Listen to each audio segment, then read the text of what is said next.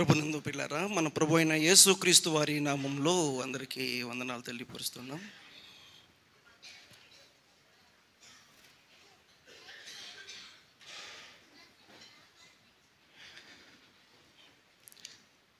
దేవుని యొక్క వాక్యాన్ని చదువుకునే ముందు ఏమన్నా ఆర్టీసీ బస్సులకి లేదా ట్రైన్లకి ప్రయాణం చేసే వాళ్ళు ఉన్నారు ఇక్కడ?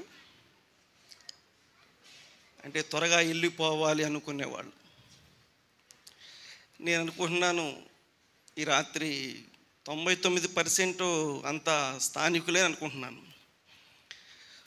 పైగా మన క్యాంపులకి 10 దాటందే భోజనం కూడా చేయం కదా మనం. నాకు 30 సంవత్సరాల అనుభవం ఉంది కాబట్టి చెప్తున్నాను పిల్లారా. అందులో ఆఖరి కుడి కాబట్టి తొందరపడాల్సిన పని ఏమీ లేదు. ఇప్పుడు ఎంతమంది సేవకులు వచ్చారో ఎవరు పని వాళ్ళు ముగించుకొని ఏం చేశారు? నేను కూడా ఏం చేస్తాను? ఈ మిగిలేది ఎవరని అడుగుతున్నా. అంతే కదా, ఎంతమంది వచ్చినా ఇట్లాగే వెళ్ళిపోతూ ఉంటారు. ఎప్పటికైనా మిగిలేది స్థానిక సంఘం. ఎప్పటికైనా మిగిలేది స్థానిక సంఘమే కాబట్టి సంఘానికి చాలా కావాల్సిన సంగతులు మనం వినాలి పిల్లారా. అందుకని కొంచెం ఓపికతో సంఘానికి సంబంధించిన విషయాలు వినబోతుంటుండగా టయాలు చూడుకోకుండా, ఎందుకంటే మరలా ఎప్పుడు కలుసుకుంటాము? 2000 చూసావా 26 ఏమో ప్రభు అవకాశం ఇస్తాడో తెలియదులే. కానీ అంటే ప్రతి సంవత్సరం ఇదొక ఆనవాయితీ కాబట్టి ఈ రాత్రి దేవుని యొక్క వాక్యాన్ని పరిశీలన చేయాలి. సంఘానికి అవసరమైన సంగతులు మనం వినాలి. పిల్లరా, సంఘాన్ని గురించిన భారం నా హృదయంలో పెట్టాడు దేవుడు. వాస్తవంగా రక్షణ సువార్త కదా రాత్రిపూట చెప్పేదంటే ఇక్కడ అందరూ చూస్తుంటే నాకన్నా మంచి సీనియర్లు కనబడుతున్నారు. ఇక్కడ సువార్త చెప్పి రక్షణలోకి నడిపించాల్సినంత పరిస్థితి ఏమీ కనిపించట్లేదు. అందరూ దాదాపు ప్రభులో ఉన్నవాళ్ళే కాబట్టి దేవుని యొక్క వాక్యాన్ని మనం విందాం. అయినా ఈ రాత్రి ప్రసంగం కాబట్టి 2 మాటలు కొంచెం అట్లా కూడా ఆలోచించేద్దాం రండి. పరిశుద్ధమైన బైబిల్ గ్రంథం సంఖ్యాకాండం 27వ అధ్యాయం 15వ వచనం. పాత నిబంధన బైబిల్ గ్రంథం సంఖ్యాకాండం 27వ అధ్యాయం 15వ వచనం. అప్పుడు మోషే యెహోవాతో ఇట్లా నేను యెహోవా సమస్త మానవుల ఆత్మలకు దేవా యెహోవా సమాజము కాపరలేని గొర్రెల వలె ఉండకుండానట్లు ఈ సమాజము మీద ఒకరిని నియమించుము. అతడు వారి ఎదుట వచ్చుచు పోవుచు నుండి వారికి నాయకుడుగా ఉండుటకు సమర్థుడై ఉండవలెను అనే మాట మనం చదువుకున్నాం. చిన్న ప్రార్థన. ప్రభువానికి స్తోత్రాలు. ప్రకటింపబడిన మాటల్ని ప్రజల హృదయాల్లో పదిలిపరచండి. మరొక సందేశం సంఘం కోసం మీరు అందించబోతుండగా సంఘముతో ఆత్మ చెప్పు మాటలు చెవుగలవాడు ఇన్నుగా కన్నావుగా నాయన. ఈ రాత్రి కునుకుపాట అనేది దూరం చేసి ఆత్మ కలిగిన చెవులు కలిగి మీరు అందించే మాటలు వినటానికి కృప చూపించమని, వింటున్న మా అందరికీ మేలు దయచేయమని, ఎంతో ప్రయాసతో ఏర్పాటు చేసుకున్న సంఘానికి అత్యధికమైన క్షేమం మీరు అక్కడ పర్యంతం దయచేయమని, మహిమ ఘనత ప్రభావాలు మీరు పొందమని ప్రభు అయిన యేసుక్రీస్తు నామములో ప్రార్థించి వేడుకుంటాము తండ్రి. ఆమేన్. పిల్లరా, నేను ఒకటే కోరుకుంటాను, ఎప్పుడైనా సరే చదివేటప్పుడు బైబిల్ చూడండి, చెప్పేటప్పుడు చెప్పేది వినండి. తప్పు చేయొద్దు. మరి నువ్వెందుకు వాక్యం చెప్తూ బైబిల్ చదువుతున్నావు అంటే, నేను ప్రసంగం చేయాలి కాబట్టి అవన్నీ నాకు కంఠస్థ రావాలి, చెప్పే ప్రసంగం అంతా కంఠస్థ రావాలి. కాబట్టి బైబిల్ అలా దూకులు చూస్తూ ఉంటాను. అదే నాకు ప్రసంగం లేదనుకో, నేను ఖచ్చితంగా సేవకుడు చెప్పే కళ్ళల్లో కళ్ళు పెట్టి చూస్తుంటాను నేను. అది నాకు మొదటి నుంచి అలవాటు. ఎవరు చెప్పినా, చిన్నోళ్ళు చెబుతున్నారు, పెద్దోళ్ళు చెబుతున్నారు, నేను ఎప్పుడు ఉండను. ఎవరు చెప్తున్నా చెప్పేవారి కళ్ళలో కళ్ళు పెట్టి సూటిగా నేను చూస్తూ ఉంటాను, ఆ వాక్యాన్ని వింటూ ఉంటాను. పిల్లలు, నేను ప్రసంగం చేయాల్సిన పరిస్థితి వస్తే చెప్పబోయే ప్రసంగం అంతా కూడా రిఫరెన్స్లన్నీ కూడా కంఠస్థ రావాలని ఆ బైబిల్ ప్రసంగంకి వెళ్ళేదాకా నేను బైబిల్ తిప్పుతూ ఉంటాను. కాబట్టి నేను ఒకటే కోరుకుంటున్నాను, చదివేటప్పుడు బైబిల్ చూడండి, చెప్పేటప్పుడు తల ఎత్తి చూడండి, క్రమాన్ని పాటించండి. పిల్లలు, మనం చదువుకున్న పాత నిబంధన సంఖ్యాకాండంలో 27వ అధ్యాయంలో పిల్లరా 15వ వచనంలో ఒక దాసుని, భక్తుని యొక్క బాధ, భారం అక్కడ కనబడతా ఉంది. ఎవరైనా ఆయన ఎవరండి? మోషే.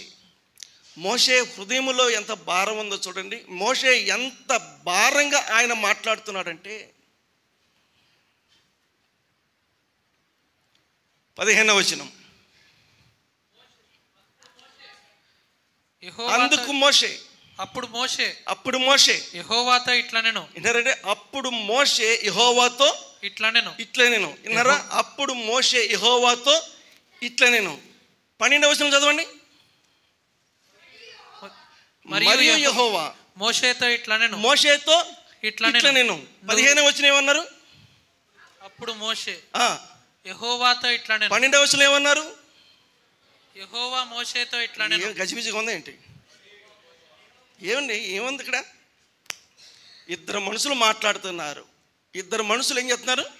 మాట్లాడుకుంటున్నారు. పిల్లారా, అప్పుడు మోషే యెహోవాతో ఇట్లా నేను, అప్పుడు యెహోవా మోషేతో ఇట్లా నేను. ఎట్లా ఉంది? ప్రభువు నమ్ముకున్న విశ్వాసికి దేవునికి సంబంధం అట్లా ఉండాలి. ప్రభువు నమ్ముకున్నానంటే సరిపోదు. ప్రభువు నమ్ముకున్న తర్వాత ప్రభువు నమ్ముకున్న మనకి రక్షణ ఇచ్చిన దేవునికి సంబంధం అలా ఉండాలి. పిల్లారు, దేవుడు మనతో మాట్లాడాలి, మనం దేవునితో మాట్లాడాలి.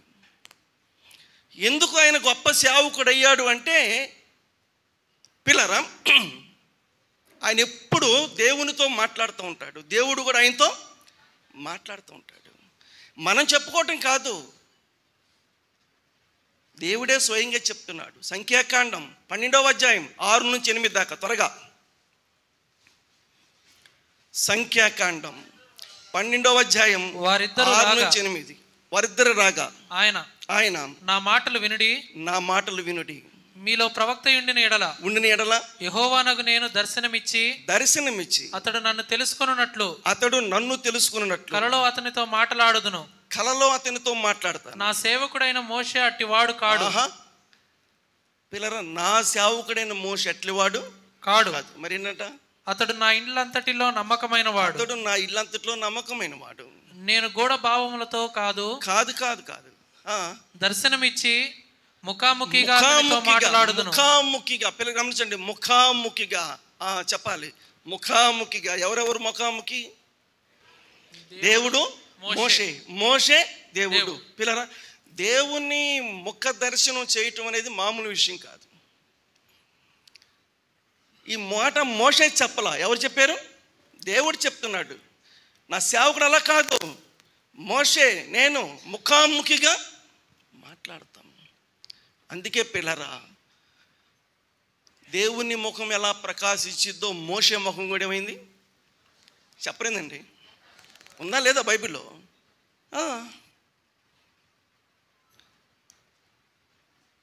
అప్పుడు మోషే యెహోవాతో ఇట్లా నేను, మరియు యెహోవా మోషేతో ఇట్లా నేను. పిల్లరా, రోజు ఈ సంబంధం ఉండాలి మనకి. ఎవరితో? దేవునితో. పిల్లరా, ఇక్కడ బోధకులు చాలామంది ఉన్నారు కాబట్టి కేవలం బోధ చేయడానికే కొంతమంది బైబిల్ పడతారు. బోధ చేయడానికే బైబిల్ పడతారు. బోధ చేయడానికి బైబిల్ చదవబాకండి, బాగుపడటానికి బైబిల్ చదవండి. తప్పు చేయకుండా ఉండటానికి బైబిల్ చదవండి. పరిశుద్ధంగా ఉండటానికి బైబిల్ చదవండి. నమ్మిన మనము పరలోకం చేరడం కోసం బైబిల్ చదవండి. ప్రసంగాలు చేయొద్దని నేను చెప్పట్లేదు, చేయొచ్చు, తప్పేం కాదు పిల్లలు. కొంతమందికి ప్రసంగాలు చేయాలంటేనే బైబిల్ పడతారు, లేకపోతే బైబిల్ జోలి పారిపోయారు. ఇంతకీ అప్పుడు మోషే యెహోవాతో ఇట్లా అన్నాడు. దానికి ముందు మరియు యెహోవా మోషేతో ఏమన్నాడు? బైబిల్ గ్రంథం 27:12-13 వచ్చినారు. త్వరగా. నీవు ఈ అబారీము కొండ ఎక్కి నేను ఇశ్రాయేలుకు ఇచ్చిన దేశమును చూడు. నీవు దాన్ని చూసిన తర్వాత నీ సహోదరుడైన అహరోను చేర్చబడినట్లు, నీ సహోదరుడైన అహరోను ఆల్రెడీ చేర్చబడినట్లు నీవును నీ స్వజనములతో చేర్చబడదు. ఒక మాటలో చెప్పాలంటే, మన భాషలో చెప్పండి, ఏం మాట్లాడుతున్నాడు దేవుడు మోషేతో? ఇంత టైం తీసుకుంటే టైం చాలదు అన్నా, అర్థం కాలేదా? ఇప్పుడు డైరెక్ట్గా ప్రభువు వారు మోషేతో మాట్లాడిన మాట ఏంటి?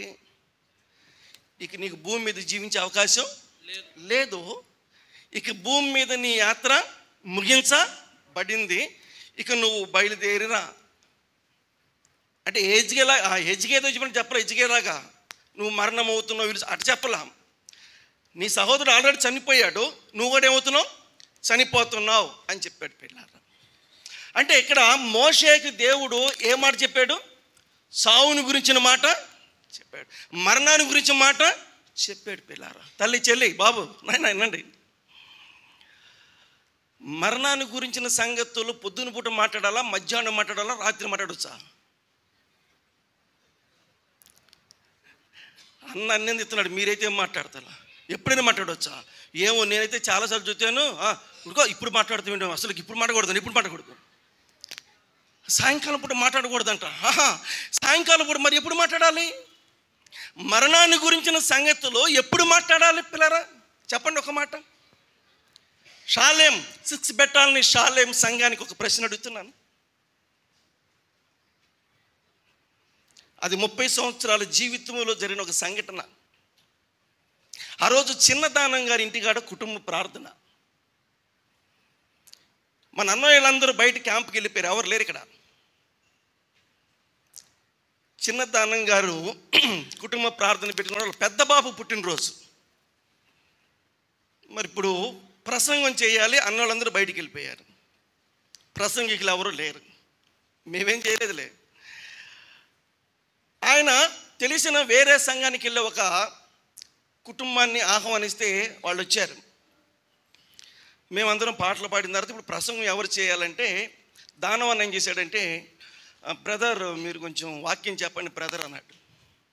ఆయన లేచి వాక్యం చెప్పేసి మరణం చూడక బ్రతుకున్నారు ఎవరు చదువుతున్నాడు. సందర్భం ఏంటో మిమ్మల్ని అడుగుతున్నా, సందర్భం ఏంటని అడుగుతున్నా. పుట్టినరోజు సందర్భం, వచ్చినవేం చదివాడు. ఎమ్మంటే మా తల్లులు ఆ రోజు ఉన్నారు ఇక్కడ, వీళ్ళు చూడు చెవులు కొరుకుంటున్నారు, ఏంది ఇది అసలు సందర్భం ఏంటి, ఈయన చదివేది ఏంటని ఇక వీళ్ళు కొనగడం మొదలుపెట్టారు. మన వాళ్ళు రెడీగా ఉంటారు కదా దీనికి, కొనగడం రెడీగా ఉంటారు, వీళ్ళు స్టార్ట్ చేశారు కొనగడం పిల్లారా. మరి ఆయన అనుభవం అది, మరి దాని గురించి మాట్లాడుతూ ఉన్నాడు. పిల్లలు మేము కూడా అప్పుడే కొత్తగా చర్చికి వస్తున్నాం, మాకు కూడా విషయాలు ఏం తెలియదు, విన్నాం. ఎంతవరకు చెప్పగలిగారు 10 నిమిషాలు పావుగంట చెప్పేసి ఆయన వల్ల కాక కూర్చున్నాడు. ఇక చేసేదేమో లేక ఆయనే లేచాడు. ఎవరు? దానం అనే లేచాడు, చిన్నదానం గారు లేచి ఇంక ఆయన పూర్తిగా చెప్పుకున్నాడు. నన్ను ఒక్క మాట అడిగినండి, ఇప్పుడు ఆ ప్రసంగం చేయటం తప్ప రైటా మీరు చెప్పాలి.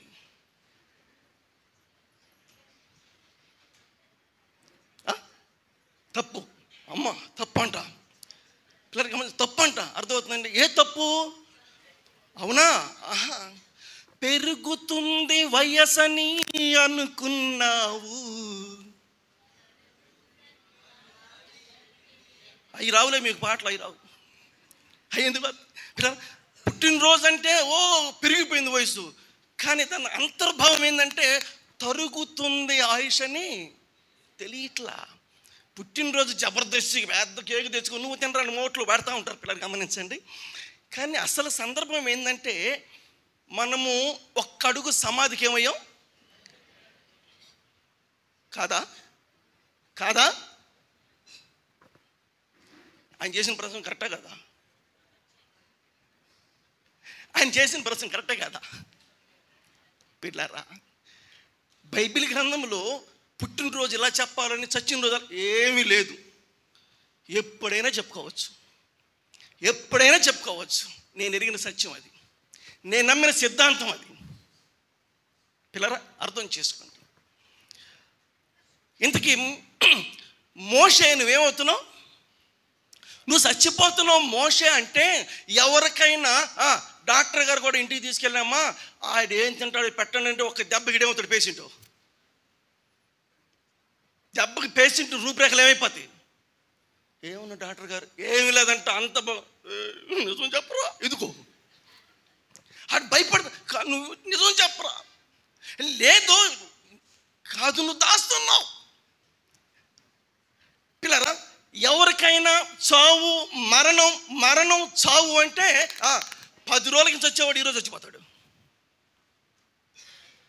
నువ్వు చనిపోతున్నావు నువ్వు బతుకో అని దేవుడు డైరెక్ట్గా మోషేకి చెప్తే దాని గురించిన చీకు చింత అనేది మోషేలో ఎక్కడ కనపడలా? ఎక్కడ కనపడలా? హిజ్కియా రాజులకు ఒక్కసారి కృంగిపోలా. ఆయన అంటాడు ప్రభువు నందు మృత్యు నందు మృతులు, అది మనకు తెలుసు, ఆయనకో అది ఆయనకు తెలుసా? అది నాకు ధన్యత. యెహోవా భక్తుల మరణం ఇప్పుడు చెప్పండి జ్ఞాపకార్థ గుడికి ఏకమనేని పిల్లరా అప్పుడు బాగా గుర్తుగా పిల్లరా ఇవన్నిట్లో మోషే చాలా ధైర్యంగా ఉన్నాడు. అసలు మరణం అనే మాట ఆయనకి భయం రాలా, ఇంకా ధైర్యం. కారణం ఏంటంటే ఇంతకాలం నేను దేనికోసం ఎదురు చూశానో ఇప్పుడు అక్కడికి వెళ్తున్నాను. ఇప్పుడు మనం నమ్ముకుని దేనికి ఎక్కడికి వెళ్తానికి? యథార్థంగా చెప్పండి, నిజంగా చెప్పండి. మనం నమ్ముకుని దేనికి? మరి ఇప్పుడు చచ్చిపోతున్నామంటే సంతోషించాలి, ఏడవాలా?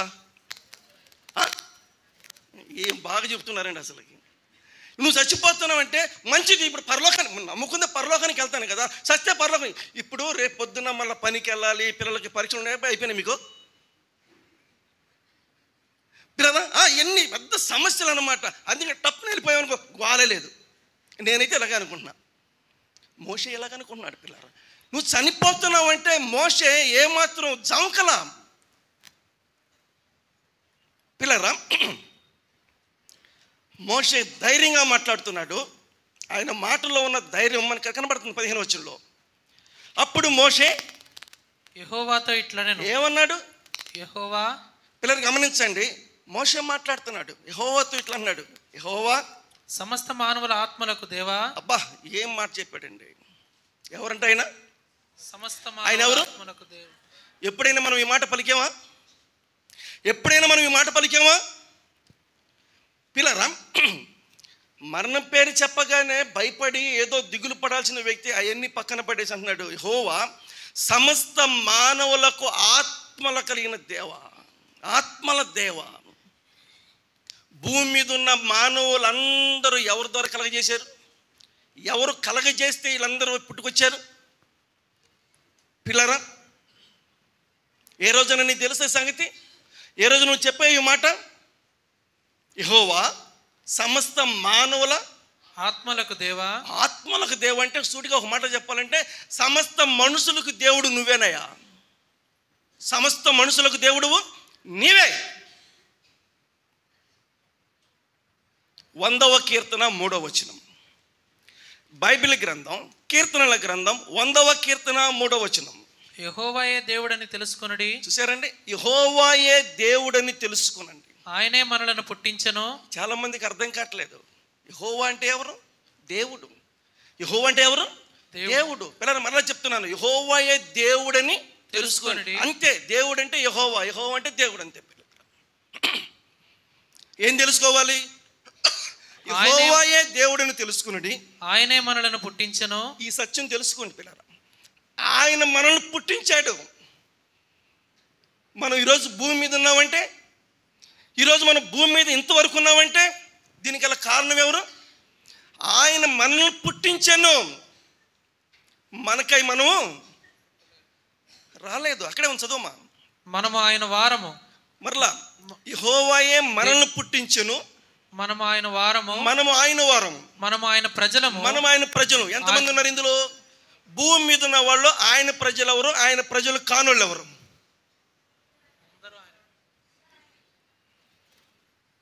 నా ప్రశ్నకి సమాధానం కట్టరండి. కొద్దిగా ఫ్యాన్ ఎత్తారా?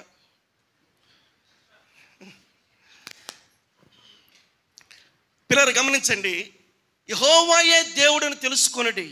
ఆయన దేవుడు ఏంటి? అవును, ఆయనే దేవుడు. ఆయన ఎలా దేవుడు అయ్యాడు? ఆయన ఎలా దేవుడు అయ్యాడా? నిన్ను నన్ను పుట్టించింది ఆయనే, నిన్ను నన్ను కలగజేసిన వాడు ఆయనే. నిన్ను నన్ను కాదు, భూమి మీద ఉన్న మనుషులందరినీ పుట్టించింది ఆయనే. భూమి మీద ఉన్న మనుషులందరినీ ఆయన పుట్టించడానికి ఏంటి రుజువు? ఏంటి ఆధారం? దేవుడైన యెహోవా నేల మట్టితో నరుని నిర్మించెను. అంటే మనిషి దేహము దేంతో చేయబడింది? మనం కలిగి ఉన్న ఈ దేహం దేంతో చేయబడింది? మట్టి అని మీరు రుజువు చేయండి చూద్దాం. ఇక్కడ ఇది మట్టి అని మీరు రుజువు చేయండి చూద్దాం. ఎలా చేస్తారు? ఎలా చేస్తారు? అంతేనా? గోరులు దిగితే రాదా? వచ్చింది కదా. చేతన్నా కూడా వచ్చింది, మట్టి గీరినా కూడా వచ్చింది రాదా? ఇట్టన్న దానికన్నా ఇట్టంటే బాగా వచ్చింది. ఏమంటే ఇంతకీ దేవుడు గోరులు ఎందుకు పెట్టాడు? నన్ను అడగండి. గోరంలో పెట్టుకోవడానికి కదండి. గోర్లు ఎందుకు పెట్టాడు? గోరంలో పెట్టుకోవడానికి. గోరంలో పెట్టుకోవడానికి కాదు ఇచ్చింది. ఏమంటే యెహోవాయే దేవుడిని తెలుసుకోవటానికి నీ ఏళ్ళకున్న గోరెలతో ఒకసారి అనాలి, రోజుకు ఒకసారి అనుకోండి పిల్లరా. ఆయన దేవుడిని నీకు అర్థమైంది. ఆయన దేవుడిని రుజువు చేయడానికి ఎక్కడోకి వెళ్ళొద్దు, మన దేహంలోనే, మన శరీరంలోనే పెట్టాడు. నేను దేవుడిని అంటాను పిల్లలు. ఇప్పుడు చెప్పండి, ఇలాంటి దేహం భూమి మీదకి ఎంతమందికి ఉంది? ఈ దేహం ఉన్న వాళ్ళందరూ ఆయన ప్రజలేనండి. ఈ దేహం కలిగిన వాళ్ళందరూ ఆయన ప్రజలే. ఒకవేళ గీగితే మట్టి రాకపోతే ఆయన ప్రజలు కారు. యెహోవాయే దేవుడని తెలుసుకుని ఆయనే మనల్ని పుట్టించాడు. మనం ఆయన ప్రజలు. నువ్వు నమ్మినా నమ్మకపోయినా, నీకు ఇష్టం ఉన్నా లేకపోయినా, ఇది వాస్తవం, ఇది సత్యం. ఒకవేళ ఈ రోజు నీకు ఇష్టం లేకపోయినా ఒక రోజున వచ్చింది, ఖచ్చితంగా ఒక రోజున వచ్చింది, వచ్చి తీరిద్ది పిల్లరా. ప్రతి వాణ్ణి మోకాలు వచ్చింది ఒకరోజు.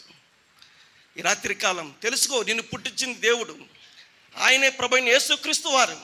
నిన్ను పుట్టించాడు, నిన్ను కలగజేశాడు పిల్లరా. నా అంశం వేరు, అక్కడికి వెళ్ళిపోదాం ఇప్పుడు పిల్లరా. బైబిల్ గ్రంథములో ఈ ప్రాణం కోల్పోయే మోషే సమస్త మానవుల ఆత్మల దేవా యెహోవా.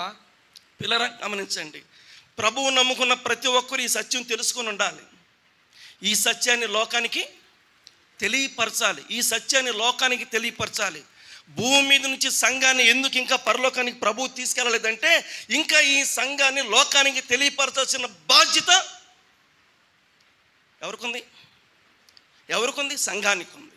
సంఘం అంటే నువ్వు నేనే, సంఘం అంటే మనమే, మనకే ఉంది బాధ్యత. లోకానికి ప్రభువుని పరిచయం చేయాలి. లోకానికి పిల్లలు గమనించండి, దేవుణ్ణి పరిచయం చేయాల్సిన బాధ్యత మనందరిపైన ఉంది. కానీ మనందరం ఆ పని చేయలేకపోతున్నాం. తాను వెళ్ళిపోయే సమయానికి ఒక మాట చెప్తున్నాడు, సమస్త మానవుల ఆత్మల దేవా. రేపొద్దున చనిపోయిన తర్వాత కూడా ఆత్మలు మొత్తం ఎక్కడికి పోతాయి? తాను చేసిన పిల్లరా మన్నైనది మరలా మట్టికి పోయిద్ది. ఆత్మ తాను దయచేసిన దేవుని యొద్దకు వెళ్ళిద్ది. ఆత్మ తాను దయచేసి ఇంకెక్కడికి పోదు పిల్లరా. ఈ ఆత్మని ఎవడు కాల్చలేడు, ఈ ఆత్మని ఎవడు పాతి పెట్టలేడు. కాల్చినా పాతి పెట్టినా మట్టి దేహాన్ని తప్ప ఆత్మను మాత్రం కాదు. మరి ఆత్మ ఎక్కడికి పోతుందా? ఎవరు కలగజేశారో ఆయన దగ్గరికి డైరెక్ట్గా వెళ్ళిపోతుంది. మన్నైనది వెనకటి వారిని మరలా భూమికి చేరును. ఆత్మ తాను దయచేసిన దేవుని యొద్దకు వెళ్ళును. పిల్లరా, ఈ రాత్రికాలం ఇంకా ప్రభుని నమ్మకపోతే నమ్మండి. నమ్మితే నీ ఆత్మ పరలోకానికి వెళ్ళింది, నమ్మకపోతే నీ ఆత్మ పాతాళములో ధనవంతుడిలాగా బాధకు గురైంది. ఎందుకో తెలుసా ఈ కుడికలు? ఎందుకో తెలుసా ఈ లక్షల రూపాయలు ఖర్చు పెట్టేది? నీ ఆత్మను పరలోకం చేర్చాలని. నీ ఆత్మను పరలోకం చేర్చడానికి పరలోకం ముందున్న దేవుడు ఈ లోకానికి దిగొచ్చాడు. సమాప్తమైందని కేక వేశాడు. ఆత్మను తండ్రికి అప్పగించాడు. సిలువలో రక్షణ కార్యాన్ని సంపూర్ణము చేశాడు. నమ్మండి, రక్షించబడండి, ప్రభు రక్తములో పాప క్షమాపణ పొందండి, పరలోక రాజ్యం చేరాలని ప్రభుపేట మనం చేస్తున్నాను. ఇప్పుడు మనం చదువుకోవాల్సిన మాట ఏంటంటే, సమస్త మానవుల ఆత్మల దేవా యెహోవా సమాజము కాపరి. ఈ సమాజము అంటే ఇశ్రాయేలు గురించి మాట్లాడుతున్నాడు. ఈ సమాజము కాపరి లేని గొర్రెల వలె ఉండకుండానట్లు, కాపరి లేని గొర్రెల వలె ఉండకుండానట్టు ఈ సమాజము మీద ఒకరిని నియమించుము. ఈ సమాజం మీద ఒకరిని నియమించు. ఎందుకు ఆయనకు అంత భారం పిల్లలు అంటే, ఇప్పుడు మోషే వెళ్ళిపోతున్నాడు. మోషే వెళ్ళిపోతే మరి ఇంకా వీళ్ళు గమ్యస్థానం చేరారా చేరలేదా? వీళ్ళు ఇంకా గమ్యస్థానం చేరలేదు. వినండి, వాక్యం కొంచెం అర్థం చేసుకోండి. అటు ఇటు దిక్కులు చూడబాకండి పిల్లారా, నాకు వాక్యం చెప్పబుద్ధి కాదు. వీళ్ళు ఇంకా గమ్యస్థానం చేరలేదు, ఇంకా వీళ్ళు దారిలోనే ఉన్నారు. వీళ్ళు దారిలో ఉండగానే మోషే యాత్ర ఏమైపోయింది? ముగించబడిపోయింది. మరి ఇప్పుడు గమ్యస్థానం చేర్చాలి, దానికి కావాల్సిన వ్యక్తిని గురించి అడుగుతున్నాడు. ఈ సమాజానికి ఎవరు కావాలి? ఒక కాపర్ని ఏర్పాటు చేయాయా అని చెప్పాలి. ఒక కాపర్ని ఏర్పాటు చేయాయా అని చెప్పండి. మరలాడుతున్నా, ఒక కాపర్ని ఏర్పాటు చేయమని ఎవరు చెప్తున్నాడు ఆయన? ఎవరు చెప్తున్నాడు? అంతేనా? ఏమైనా చెప్తారా? ఎవరు చెప్తున్నాడు? ఈ కాపరి ప్రధాన కాపరికి చెబుతున్నాడు ఆయన. ఎవరైనా ప్రధాన కాపరి ఆయన. ప్రధాన కాపరికి ఎవరైనా చెప్పగలుగుతారా? చెప్పొచ్చా మనం? ప్రధాన కాపరికి తెలుసా తెలియదా కాపరి గురించి, మందను గురించి? ఏమండి, మందను గురించి నీకు నాకు తెలుసా, లేకపోతే ఆయనకి తెలుసా? ఆయన రక్తం ఇచ్చి సంపాదించిన ఆ గొర్రెల కోసం ఏ రకమైన ఏర్పాట్లు చేయాలో మనకు తెలుసా, ఆయనకి తెలుసా? మనం ఆయనకి చెప్పగలుగుతామా? ఆయన హృదయంలో ఉన్నది మనం చెప్పాలి పిల్లరా. అదేంటంటే, ఈ సమాజానికి ఒక కాపర్ని ఏర్పాటు చేయ అంటూ ఇంకొక సలహా చెప్పాడు పిల్లరా. ఆశ్చర్యంగా ఉంది. ఏమన్నాడు తెలుసా? నువ్వు ఏర్పాటు చేసేవాడు కూడా ఎలా ఉండాలి? చదువుతావా? అతడు వారి ఎదుట వచ్చుచు పోవచ్చు నుండి వారికి నాయకుడుగా ఉండుటకు సమర్థుడై ఉండవలను. వారికి నాయకుడుగా ఉండడానికి ఏం చేయాలి? సమర్థుడుగా ఉండాలి. అబ్బా, ఈ సమాజానికి, ఈ గొర్రెలకు, ఈ ఇశ్రాయేలీలకు, ఈ ప్రజలకు ఒక కాపరిని ఏర్పాటు చేయను ఆయన. ఆ కాపరి కూడా ఎలా ఉండాలంటే, బాబు కొంచెం వాక్యం అర్థం చేసుకోండి. ఆ కాపరి కూడా ఎలా ఉండాలంటే, వచ్చుచు పోవచ్చు అంటే తన పని కన్నా, తన కుటుంబం పని కన్నా, తన సొంత పని కన్నా, తన వాళ్ళ కన్నా ఎవరికి ప్రాధాన్యత ఇవ్వాలి? ఎవరికి ప్రాధాన్యత ఇవ్వాలి? సమాజానికి, సంఘానికి ప్రాధాన్యత ఇవ్వాలి.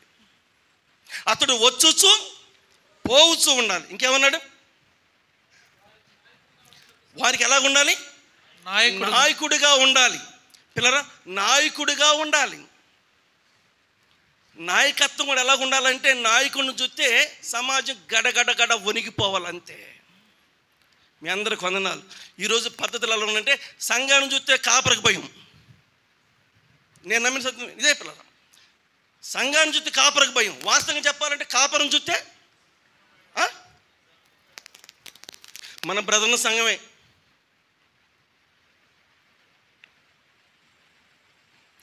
వాళ్ళ సంఘంలో మీటింగ్ ముగించుకొని మా సంఘానికి రావాలి కాబట్టి నేను తీసుకొస్తానికి వెళ్ళాను. కూడికి లాస్ట్కి వస్తుంది, వెళ్ళి అంట పెట్టుకుని రావడానికి వెళ్ళాను. డైరెక్ట్గా కూడి దగ్గరికి వెళ్తే ఎందుకులో మందిరి కాడికి అని సంఘ పెద్ద గారు ఇంట్లో ఉన్నాడు.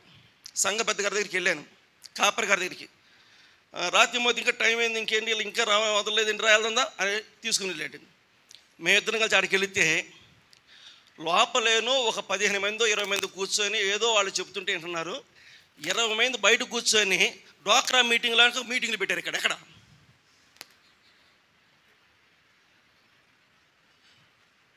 బయట డ్వాక్రా మీటింగ్లా పెట్టుకొని కూర్చొని మాట్లాడుతున్నారు. ఇప్పుడు సంఘ కాపరి గారు అక్కడ ప్రత్యక్షమయ్యాడు, నేను కూడా అక్కడ ప్రత్యక్షమయ్యాం. సంఘ కాపరి గారు వాళ్ళని చూశాడు, వాళ్ళు ఈయన చూశారు. గమనించండి, వాళ్ళని చూసి అబ్బో వీళ్ళు మంచి పనిలో పడ్డారనుకుంటా, కానీ అడ్డు చూసేటు పనిలో పడ్డారంటే ఏం పని అది? మహిళా మండల పని అది. దేవుని పని వదిలిపెట్టి కూర్చొని ముసలమ్మ ముచ్చట్లు చెప్పుకుంటూ కూర్చున్నారు. ఈయన చూసి వాళ్ళకి ఏం రాలేదు. ఇలాగున్నాయి నాడు సంఘ కాపరుల పద్ధతులు. పిల్లరా, సంఘాన్ని నడిపించే విధానం ఎలాగుండాలో ఒకసారి ఆలోచించేయండి. కాపరి సరి లేకపోతే మంద కూడా సరిగా ఉండదు పిల్లరా. ఇది వాస్తవం, నేను చెప్పట్లేదు, మీరు నన్ను వేరుగా అపార్థం చేసుకోపాకండి. ఎవరు చెప్పారు? మోషే చెప్పాడు. ఏం చెప్పాడు? నాయకుడిగా ఉండాలంట. పేరుకు నాయకుడు కాదు, ఐడెంటిటీ కార్డు వేసుకోవడం కాదు. ఎక్కడ నేను నాయకుడిని కార్డు వేసుకోవడం కాదు. పిల్లలు అర్థం చేసుకోండి. నాయకత్వం గమనించండి, కనబడాలి అక్కడ, అంతే. నాయకత్వం కనబడాలి పిల్లలు. సరైన నాయకత్వం ఉండాలి, నాయకుడిగా ఉండాలి. ఇంకేమన్నాడు? అతడంట సామర్థ్యం కలిగిన వాడుగా ఉండాలంట పిల్లరా. నాయకుడైన వాడికి ఏముండాలి? సామర్థ్యం ఉండాలి పిల్లరా. ఎవరు చెప్తున్నారు ఇవన్నీ? ఎవరికి చెప్తున్నారంటే మోషే చెప్పాలి, దేవునికి చెప్తున్నాడు. మోషే దేవునికి చెప్తున్నాడు. ఇంతకీ ఏంటి మోషే బాధ అంతా? మీకేమర్థమైంది? మోషే బాధ ఏంటి? నాయకుడిని ఏర్పాటు చేయమంటాడు. నాయకుడికి ఎలా ఉండాలి? సామర్థ్యము కలిగి ఉండాలని చెప్తున్నాడు పిల్లలు. ఇప్పుడు నాయకుడిని దేవుడు ఏర్పాటు చేయాలా, లేకపోతే నాయకుడిని మోషే ఏర్పాటు చేయాలా? ఆయన మనస్తత్వం ఏంటి?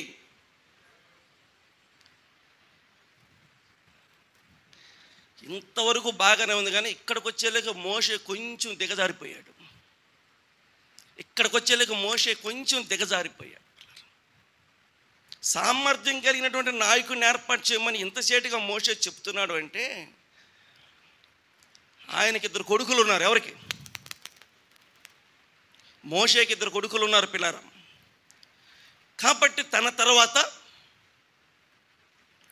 ఆ నాయకత్వంలో వీళ్ళిద్దరు కొడుకుల్లో ఎవరినొకరు పెట్టాలని ఉద్దేశం ఉందేమో, అది డైరెక్ట్గా పెడతాలా బయట. ఆయన మనసులో ఇలా ఉందనుకుంటాను నేను. ఈ సమాజానికి కాపరి కావాలి, నాయకుడి కావాలి, సామర్థ్యం కలిగిన వాడు కావాలి, ఎన్ని చెప్పుకొడుతున్నాడు. కానీ అసలు సంగతి ఏంటంటే, తన మనసులో ఎవరున్నారు? తన మనసులో? ఎవరి మనసులో ఎవరుంటారు? మన బ్రదర్ని సంఘమే, పేరు నేను చెప్పను, కావాలంటే తర్వాత అడగని చెప్తాను. అయ్యా తిమోతి, నా పని అయిపోయినట్టు కనపడుతుంది నాకు కూడా. ఏం చెప్పు? ఏమీ లేదు, ఇక నేను వెళ్తున్నాను కాబట్టి మా ఓడికి అప్పచెప్తున్నాను అన్నాడు. వాళ్ళోడు గుడికే రాడు, వాళ్ళోడు గుడికి రాడు పిల్లరా. నాకు తెలుసు సంగతి. మా ఓడికి అప్పచెప్తున్నాను, ఇక వాడు చూసుకుంటాడు, నువ్వు కొంచెం అప్పుడప్పుడు వస్తూ ఉండే అంటాడు నన్ను. అంటే ఎవరిని పెడుతున్నాడు? ఏమి రానోడిని పెడుతున్నాడు. ఇప్పుడు నేను పోయి ఏం చేయాలి? అట్ట కదా అబ్బాయి, ఇట్ట కదా అబ్బాయి, అట్ట అని చెబుతూ ఉంటే అటు కొద్ది ట్రైనింగ్ అవుతాడు. ఆయనకన్నా కొన్ని సంవత్సరాలు సంఘాన్ని అట్టు పెట్టుకున్న వాళ్ళు కొంతమంది ఉన్నారు. ఇక మా వెళ్ళిపోతున్న నెక్స్ట్ నేను అనుకున్న వాళ్ళు రెడీగా ఉన్నారు, కానీ వాళ్ళకి లేదంటే ఛాన్స్. ఎవరికి? పిల్లరా, ఒక మాట అడుగుతాను, కోపడకుండా చెప్పండి. ఇదేమన్నా రాజరికం అనుకున్నారండి? రాజు తర్వాత కొడుకే రాజరికం చేయటం అనేది. ఇది సంఘం. ఇప్పుడు నేను వెళ్ళిపోయిన తర్వాత నా కొడుకు రావాలనుకోవడం తప్పది. దేవుని ఏర్పాట్లు ఎవరుంటే వాళ్ళు వస్తారు. ఒకళ్ళ కొడుకే ఉంటే వస్తాడు. అది మనం నిర్ణయించకూడదు.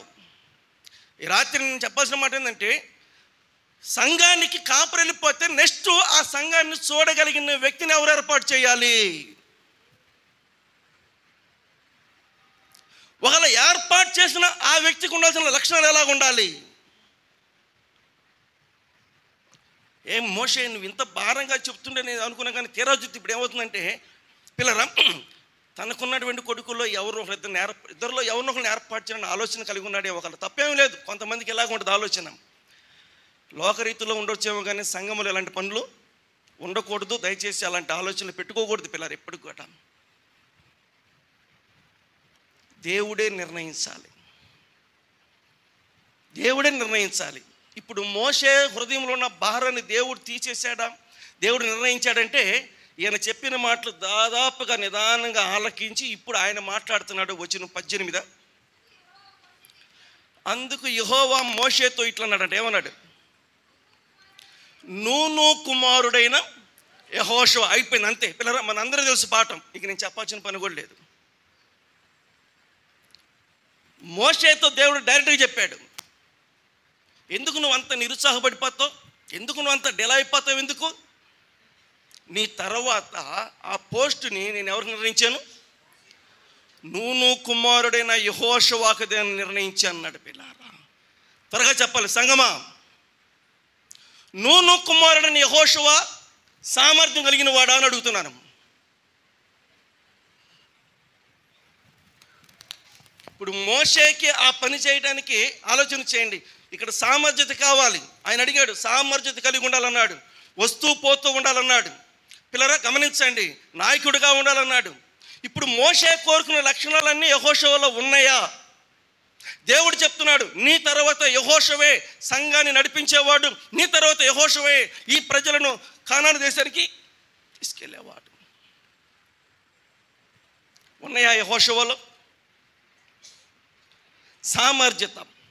పిల్లరా బైబిల్ గ్రంథం యెహోషువలో ఉన్నాయా లేవో ఊరక మాటలు చెప్పుకోవద్దు, ఆధారాలతో కూడిన సంగతులు చూద్దాం ఈ రాత్రి. కొంచెం ఓపిక పట్టండి.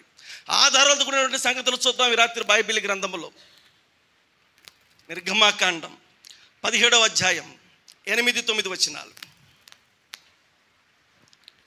నిర్గమాకాండం తరువాత అమాలేకీయులు 17వ అధ్యాయం 8-9 వచనాలు.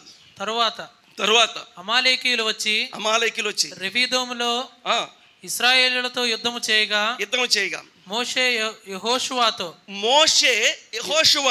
మన కొరకు మనుషులను ఏర్పరిచి. కొంచెం జాగ్రత్తగా ఆలకించండి, స్పష్టంగా చదువుతున్నారు. మన కొరకు మనుషులను ఏర్పరిచి వారిని తీసుకొని బయలువెళ్ళి అమాలేకీయులతో యుద్ధము చేయము. ఎవరు చెప్పారు ఈ మాట? మోషే. ఎవరితో చెప్పాడు? యెహోషువతో చెప్పాడు. యెహోషువ మనకి మొట్టమొదటి కనబడే అధ్యాయం పేరు చెప్పండి చూద్దాం. పాత నిబంధనలో నేను ఉదయం ఒక మాట చెప్పాను, బర్నబ్బా కనబడినటువంటి మొదటి అధ్యాయం. అయిపోయింది, పొద్దునగా అయిపోయింది, ఆ ప్రసంగం పోయింది. ఇంకేడుంటుంది? సర్లేండి, యెహోషువ కనబడేటువంటి మొదటి అధ్యాయం 17వ అధ్యాయమే. నిర్గమాకాండం 17వ అధ్యాయంలోనే మొట్టమొదటి కనబడతాడు. మోషే అంటాడు, యెహోషువ మన కొరకు మనుషులను ఏర్పాటు చేసుకొని ఏం చేయాలంట? వారిని తీసుకొని బయలువెళ్ళి అమాలేకీయులతో యుద్ధము చేయమన్నాడు. పిల్లరా యవనస్తులైన సహోదరులరా వినండి, వాక్యం వినండి. నిన్న ఉదయం లేదా మొట్టమొదటి రోజు కూడికి రోజు నేను ఇట్లా మందిరంలోకి రావడంతోనే మెట్లు ఎక్కుతుండగానే మరి ఇక్కడ నడిపించేటువంటి అధ్యక్షులైన వారు జయప్రకాష్ గారు అన్నారు, ఇప్పుడు పెద్దగారు వచ్చేసి ప్రార్థన చేస్తారు వాక్యం ముందన్నారు. ఎవరబ్బా ఈ పెద్దని చూద్దామని చూసా, ఈలోపు ఒక పెద్ద పరిగెత్తుకుంటూ వస్తున్నాడు. ఎవరా పెద్ద?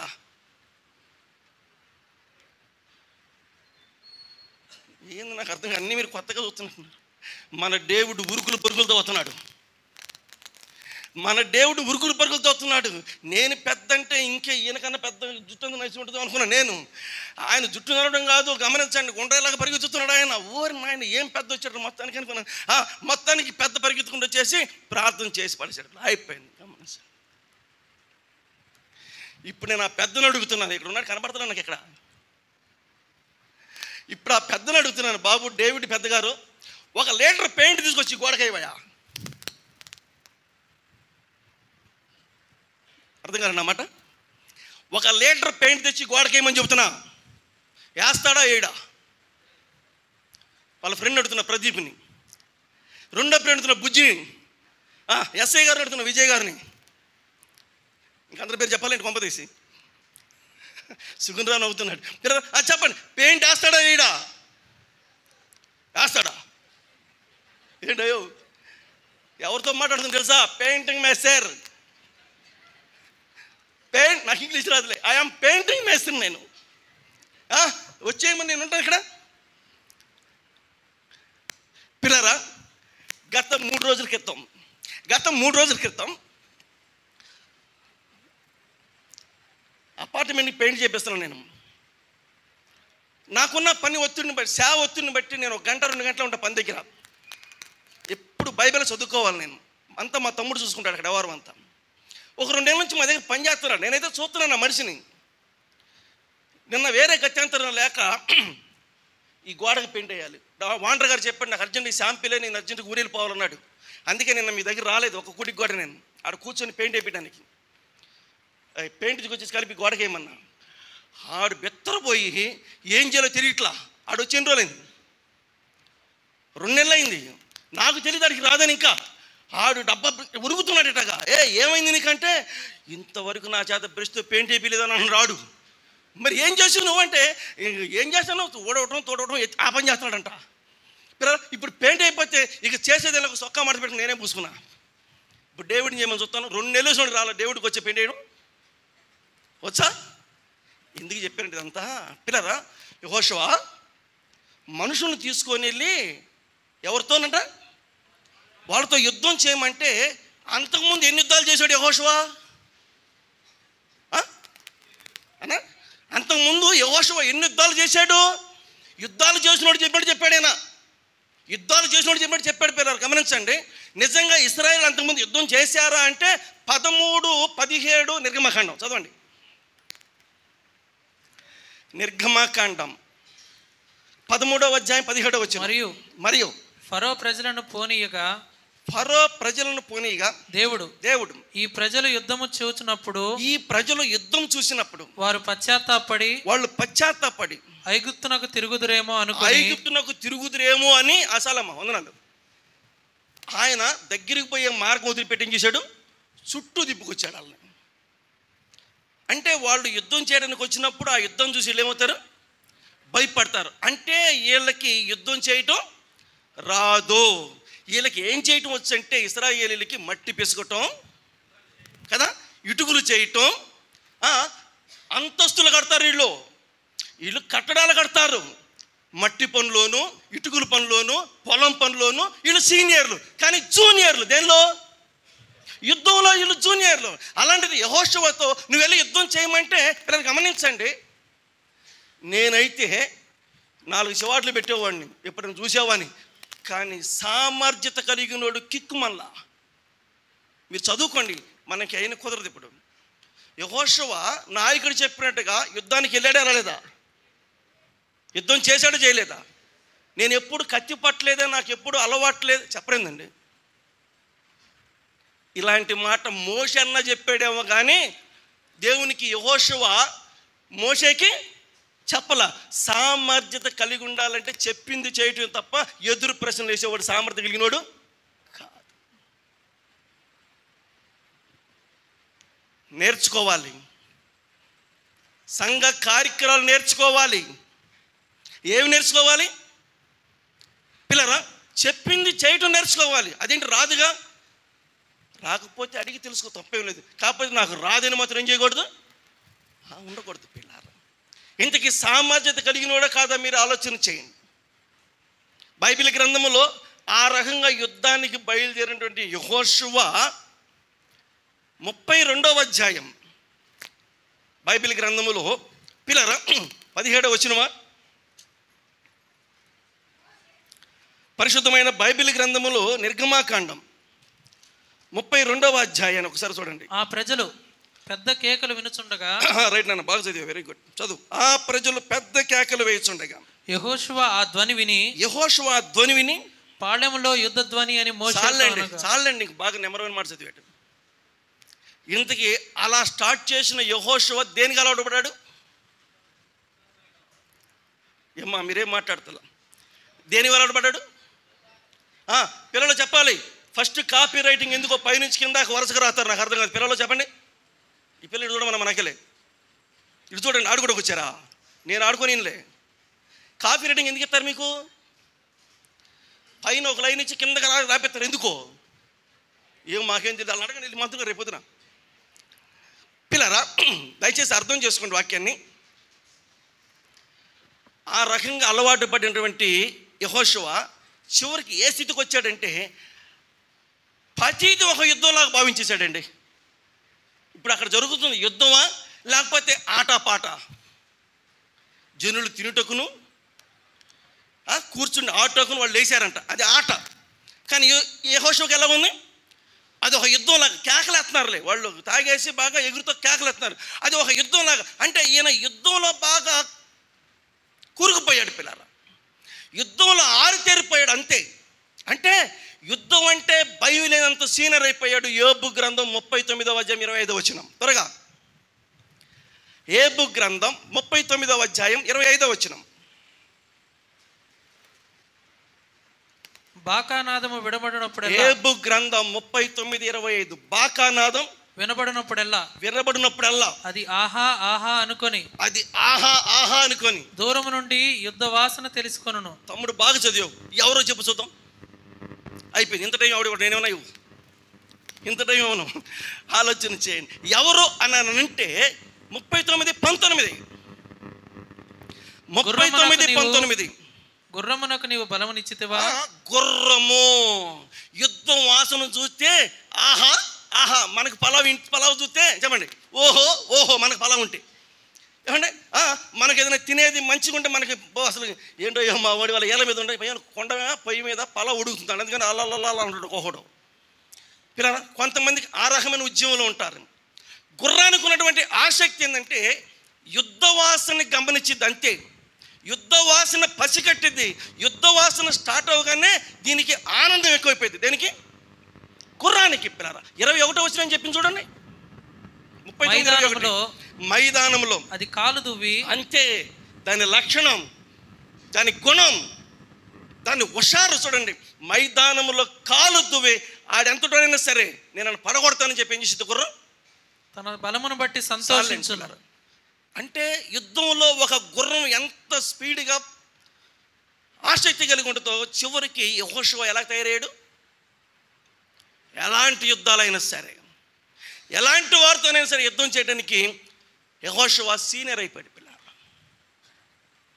అంటే ఇప్పుడు దేవుడు చెప్పిన దానిలో రైటర్ రాంగా నీ తర్వాత సంఘాన్ని నడిపేవాడుదిగో ఈయన యెహోషువ అని చెప్పాడు. ఎలా చెప్పగలిగాడంటే పిల్లలు ఆలోచించండి. యుద్ధము, అమ్మా అయ్యా బాబేనండి, యుద్ధము.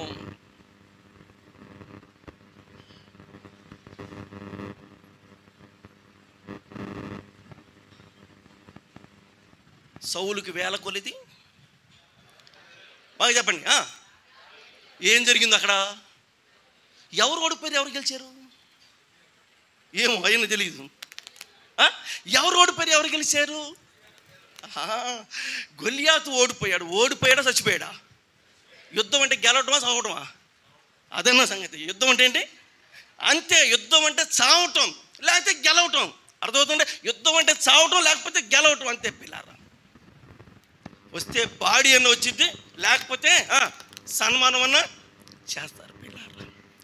ఇశ్రాయేలీలు దావీదుకి సన్మానం చేస్తుంటే ఫిలిస్తీన్లు గొలియాతు మొండెని తీసుకొని ఏం చేసుకున్నారు? అంత్యక్రియలు చేసుకున్నారు పిల్లరా. సామర్థ్యత ఉండాలి. సంఘం కోసం పొద్దునే చెప్పాను నేను పిల్లరా, ఎంతవరకైనా పోరాడగలగాలి. పోరాడుతుంటే కొట్టుకోవడం కాదండి, బలవులాగా ఉండరు. నా బాధ అది కాదు. పోరాటం అంటే సంఘాన్ని కాపాడుకున్నట్లు, సంఘానికి పేరు తేవటంలో, సంఘానికి పేరు తేవటంలో పిల్లరా. అయ్యా బాబు సహోదరులారా ఏనండి, బంగారపు ఉంగరాలు ఎలా అవుతాయో అవి ఏం తెలీదా మీకు? ఎలా వస్తాయో జోబు గారు, ఇమ్మానుయేల్ గారు, జాన్సన్ గారు వీళ్ళందరూ పెడుతున్నారు కదా ఆగస్టు 15న. బంగారు పొంగరాలు ఎలా వస్తాయి? బంగారపు వాక్యాలు కంఠస్థ చెబితే అక్టోబర్ 2న ఆగస్టు 15న మనకు వాళ్ళు పెట్టి పోటీలు పెట్టేస్తారు పిల్లలు. అందుకని మనం తయారు చేసి పంపుతాం. ఎక్కడి నుంచి? మరి మీ సంఘం చేస్తున్నారు లేదు పిల్లరా. రే ఈసారి మొత్తానికి ప్రైజ్ కొట్టుకు రావాలంట పిల్లరా. దేవుని వాక్యంలో రాయబడిన మాట ఏంటంటే జయమే కానీ యెహోషువకి ఏమీ లేదు, వాటమే లేదు పిల్లరా. సంఘానికి పేరు తేటంలో తాను ఎంతగా పోరాడుతున్నాడో పిల్లరా, ఎంతగా పోరాడుతున్నాడు. సామర్థ్యత, సామర్థ్యత. ఊరకనే పెద్దలుగా ఉండబోకండి తమ్ముళ్ళు, దయచేసి అర్థం చేసుకోండి. ఏదో నిలబెట్టారని చెప్పేసి అలా ఉండబాకండి. దాని సామర్థ్యతను తెలుసుకోండి, దాని బాధ్యత ఏంటో తెలుసుకోండి. చూడండి, యెహోషువ అని పిల్లలు వచ్చుచు పోవచ్చు, వచ్చుచు పోవచ్చు. నన్ను ఒక మాట అడగనండి, నీకు డ్యూటీ ఎక్కువ, సంఘం ఎక్కువ? వచ్చుచు పోవచ్చు, వచ్చుచు పోవచ్చు. నా బాధ ఏంటంటే అంత వాక్యం చర్చిలోనే పోతుంది, చుట్టుపక్కల వాక్యం పోవాలని మా తపన. ఎవరో ఇచ్చారు అయ్యగారు లాంటి వాళ్ళు సలహా, అరే ఏమీ లేదురా, నాకు ఏ పని లేదండి, మైక్ ఇస్తే ప్రోగ్రాలు పెట్టుకుని బతుకుతానని చెప్పేసి లోన్ పెట్టుకో, అలా గవర్నమెంట్కి నీకు లోన్ ఇచ్చేస్తారని చెప్పారు నాకు. అంతే. ఇక చూడండి, మండలం ఆఫీస్ చుట్టూ, అలహాబాద్ బ్యాంకు చుట్టూ తిరుగుతున్నాను. 6 నెలలు కాళ్ళు చెప్పులు అరిగిపోయింది. దేనికోసం? మహా అయితే 10,000 రూపాయలు ఇచ్చారు వాళ్ళు మైక్ కోసం. ఇప్పుడు మేము కొనుక్కున్న మైక్ ఇప్పుడు ఉన్నది, నాకు తెలీదు. 6 నెలలు పడితే నా సంగతి తెలిస్తే నేను అప్పో చేసి నేను కొనుక్కునేవాడు శుభ్రంగా. పిల్లరా, ఎంత తిప్పలు పడ్డానో. అలాగెళ్ళి బ్రష్ అలా పట్టుకోగానే ఫోన్ వచ్చేది, మేనేజర్ రమ్మన్నా నిన్ను అనగానే బ్రష్ పడేట పరిగెత్తుకుంటాడు. ఆ రోజు కూలి ఎంత? 50 రూపాయలు. నేను తెచ్చుకుంటే తినాలి. చాలా ఇబ్బందికరమైన పరిస్థితి, జరుగుబాటు ఉండేది కాదు. సద్దన్నం వేసుకొని మామిడికాయ పచ్చడి వేసుకొని పోయేవాడిని నేను. దేవుని పని కోసం పని మానుకొని మైక్ చుట్టూ, ఆ బ్యాంకు చుట్టూ, మండలం చుట్టూ తిరిగితే పిల్లరా 6 నెలల తర్వాత నాకు అది ఓకే అయింది. దానికి అసలు వడ్డీ కలిపితే 10,000 రూపాయలు కడుచుకుని మళ్ళీ నా తర్వాత. ఎందుకు చెప్తున్నానంటే ఆ రకంగా తిరిగితే పిల్లరా నా దేవుడు ఈ స్థితిలోకి తీసుకొచ్చాడు నన్ను. ఇంక నేను చెప్పడం ఎక్కువ కాదు. అయ్యగారు పొద్దున్న కొంచెం కన్నీళ్ళు కార్చాడు. పిల్లరా వాస్తవం, నా బతుకంతా వాళ్ళకి తెలుసు, మీకు కూడా తెలుసు. ఇలాంటి పరిస్థితి కాదు. దివారాత్రులు సంఘం కోసం, దివారాత్రులు దేవుని పరిచర్య కోసమే పిల్లారా. ఎండనక వాననక తిండి తిప్పలు మానేసి మీ దగ్గరికి వచ్చి 11 గంటకి ఇంటికి వెళ్ళేవాడిని నేను. పిల్లరా వచ్చుచు పోవచ్చు. సామర్థ్యత ఉండాలి, సంఘాన్ని ఏర్పాటు చేసుకోవాలంటే పిల్ల. ఇంతకీ యెహోషువలో సామర్థ్యత ఉందా? బైబిల్ గ్రంథం నిర్గమాకాండం 24వ అధ్యాయం 17వ వచనం త్వరగా చదవండి, అయిపోయింది, టైం అయిపోయింది. నిర్గమాకాండం 24వ అధ్యాయం 13వ వచనం 18వ వచనం త్వరగా. మోషేయు అతని పరిచారకుడైన యెహోషువయు లేచిరి. మోషే దేవుని కొండ మీదకి ఎక్కెను. చాలు పిల్లారా, ఇప్పుడు మనం 18 చదువుదాం. అప్పుడు మోషే ఆ మేఘములో ప్రవేశించి కొండ మీదకి ఎక్కెను. మోషే ఆ కొండ మీద రేయింబగళ్ళు 40 దినములు ఉండెను. ఇప్పుడు కొండ మీదకి ఎంతమంది వెళ్ళారు? కొండ మీదకి ఎంతమంది వెళ్ళారండి? 13వ వచనం లెక్క ప్రకారం నాయకుడైన మోషే వెళ్ళాడు, ఆయన పరిచారకుడైన యెహోషువ కూడా వెళ్ళాడు. కొండ పైకి వెళ్ళిన తర్వాత మళ్ళీ అక్కడి నుంచి దేవుని స్వరం, మోషే నువ్వు లోపలికి రా అంటే, ఇప్పుడు యెహోషువను వదిలిపెట్టి మోషే ఇంకా లోపలికి వెళ్ళిపోయాడు. అలాగ వెళ్ళిన మోషే యెహోషువ కనబడుకోకుండా ఎన్ని రోజులు 40 పగళ్ళు 40 రాత్రులు మోషే యెహోషువ కనబడలా. ఏనండి వాక్యం, మోషే దేవుడు, అహరోను ఇశ్రాయేలీలు. అర్థమైందండి వాక్యం? మోషే దేవుడు 40 రోజులు 40 పగలు 40 రాత్రులు, ఇశ్రాయేలీలు అహరోను కొండ కింద వీళ్ళు. మరి ఒంటరిగా ఉంది ఎవరు? అంతే. నాయకుడి జీవితంలో ఎప్పుడు చూసినా జనాల మధ్యలో ఉంటే నాయకుడు అవడం. నాయకుడి కావాలంటే ఎలా ఉండాలి చెప్పాలి. నీతో ఒంటరిగా ఓ యేసయ్యా ఉండాలని నా ఆశయ్యా, నీతో ఒంటరిగా ఓ యేసయ్యా.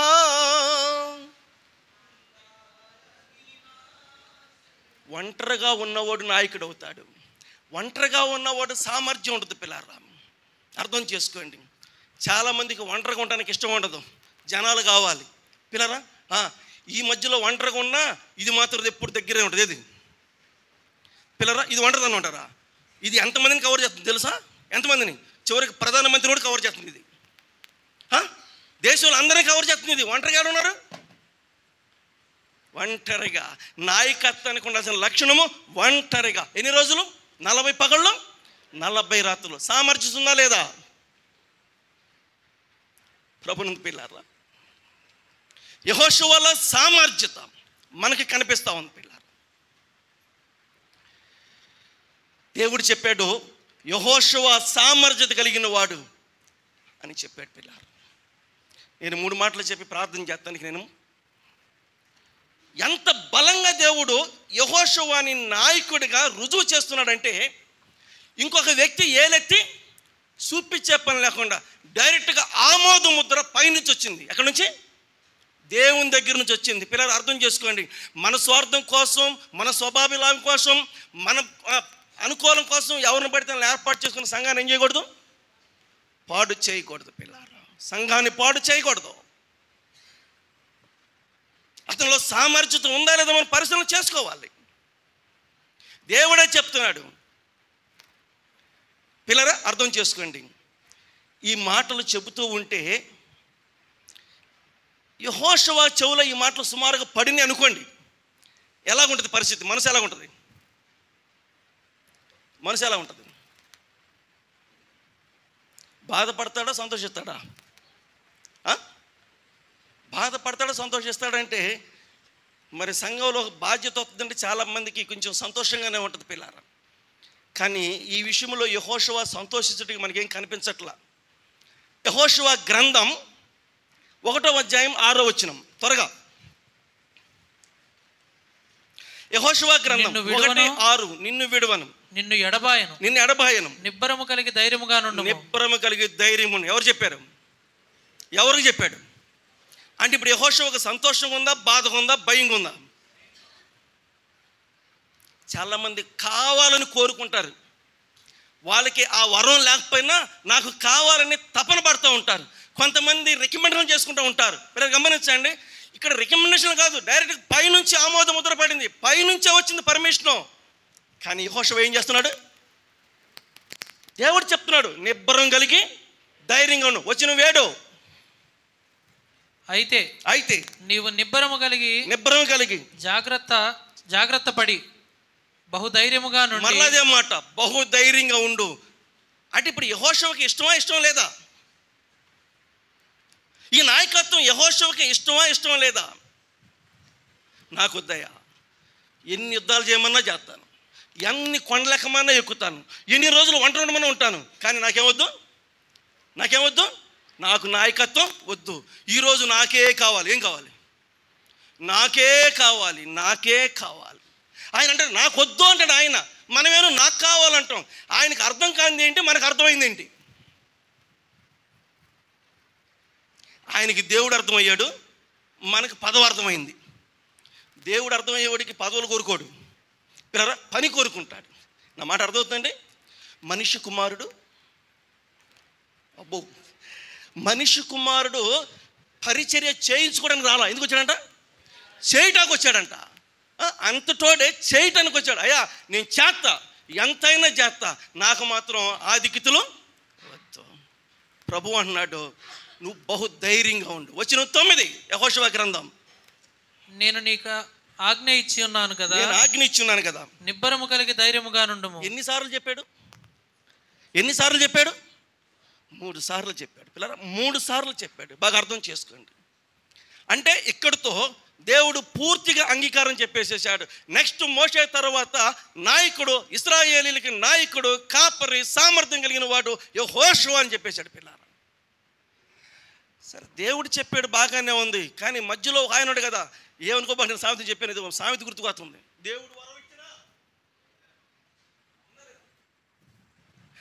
దేవుడు ఇచ్చినా కొంతమంది ఎవరు అంటే ఏంటిది, వాళ్ళు అడ్డుపడతారంట పిల్లరా. మరి ఇప్పుడు ఆయన అడ్డు ఎవరైనా, ఇంకా ఆయన చచ్చిపోవాలా, బతికే ఉన్నాడు ఎవరైనా? ద్వితీయోపదేశ కాండం 31వ అధ్యాయం 7వ వచనం. ద్వితీయోపదేశ కాండం 31వ అధ్యాయం 7వ వచనం. మరియు మోషే యెహోషువను పిలిచి నీవు నిబ్బరము కలిగి ధైర్యముగా. మళ్ళీ అయ్యే మాటలు నీవు నిబ్బరము కలిగి ధైర్యంగా ఉండు అంటే మోషే కూడా ఇంకా ఏమనలేక గీయలేక దేవుడు చెప్పిన మాట చెప్పేశాడు. ఏమన్నాడు? ఎందుకయ్యా మోషే భయపడతావు, ఎందుకు భయపడతావు చెప్పు, నాతో పాటు ఇన్ని సంవత్సరాలు ఉన్నావు కదా, ఆ తర్వాత నువ్వు ఆ నాయకత్వం వచ్చినప్పుడు ఎందుకు భయపడతావు, నిబ్బరం కలిగి ధైర్యంగా ఉండవు. అంటే ఎంతమంది అంగీకారం చెప్పారు? నేను ఏళ్ళు చూపిస్తున్నా కదండి, నేను ఏళ్ళు చూపిస్తున్నా. ఎంతమంది? 2 అంగీకారం. 2 కూడా చిన్నోళ్ళు కాదండు. ఎవరు? మస్ట్ దేవుడు, తర్వాత మోషే. పిల్లరా వాళ్ళిద్దరు సరే అసలు ఒప్పుకోవాలిగా. వాళ్ళు ఎవరు లేరా ప్రజలు? వాళ్ళు కూడా ఒప్పుకోవాలిగా. వాళ్ళిద్దరు వరకు చెప్తారు, వీళ్ళు పొడుతారు ఎట్టగా. భలేవాడు వచ్చాడు మొత్తానికి, మా మైండ్ తినడానికి వచ్చాడు బాబు నాయను.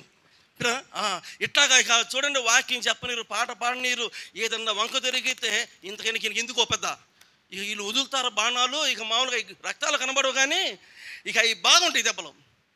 పిల్లరా అర్థం చేసుకోండి. మరి ఇప్పుడు ప్రజలు యెహోషువ గ్రంథం 1వ అధ్యాయం 18వ వచనం త్వరగా. యెహోషువ గ్రంథం 1:18. నీ మీద తిరుగుబడి నీవు వారికి ఆజ్ఞాపించు ప్రతి విషయంలో నీ మాట వినని వారందరూ మరణ శిక్ష నొందుదురు. నీవు నిబ్బరము కలిగి